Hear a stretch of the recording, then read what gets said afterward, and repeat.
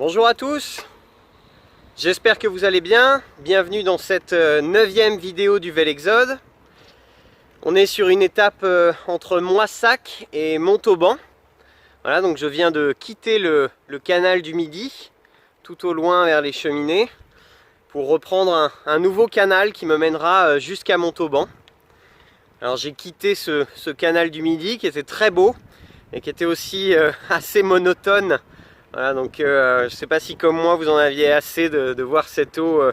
C'est très joli, mais c'est voilà, c'est un peu, on s'y fait un peu. Mais on continue le voyage jusqu'à Montauban et puis on a quitté ce canal un peu vieillot pour justement aller vers quelque chose de plus jeune.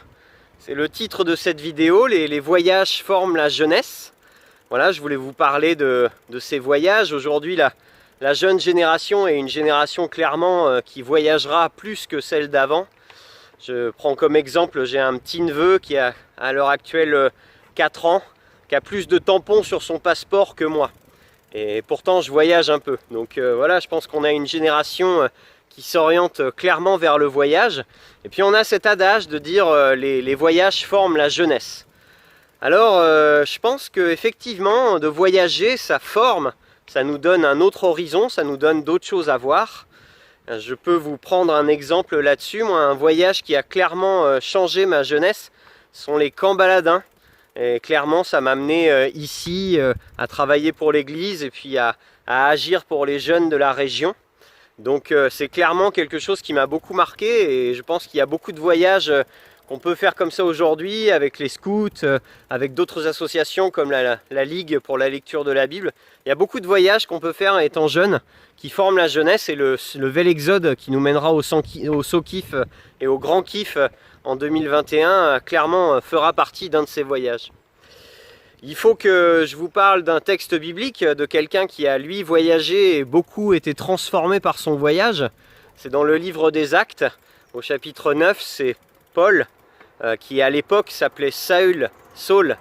Clairement, ce voyage a transformé jusqu'à son nom, parce qu'il était en chemin vers Damas, et puis il a vu une grande lumière qu'il a fait tomber par terre. Et dans cette grande lumière, il a entendu une conversion pour lui dire, parce que Saul à l'époque était quelqu'un qui persécutait les chrétiens, qui allait les chercher pour leur faire du mal. Et puis dans ce voyage à Damas, il a eu vraiment une conversion complète, un complet retournement de situation, réfléchir à ses actions et puis d'arrêter de persécuter les chrétiens mais de se mettre à leur service et d'annoncer la bonne nouvelle. Et ça a été un bouleversement complet pour lui, comme quoi il y a des voyages qui des fois forment la jeunesse mais aussi transforment la jeunesse. Donc voilà, cette invitation toujours à partir sur la route, à aller rencontrer des choses pour se faire plus en plus de richesse. Voilà, je vous laisse avec ces bribes de réflexion. J'espère que le voyage vous plaît. N'hésitez pas à commenter. Je vous dis bon voyage à vous et à bientôt.